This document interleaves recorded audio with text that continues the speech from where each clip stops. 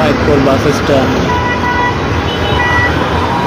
এটা সাভার ঢাকা মহাসড়কের মাঝপথ হেমায়তপুর বাস স্ট্যান্ডের বৃষ্টি প্রখর দিনে মেঘলা আকাশের সময় কিছুটা দৃশ্য আমার চোখে আসে।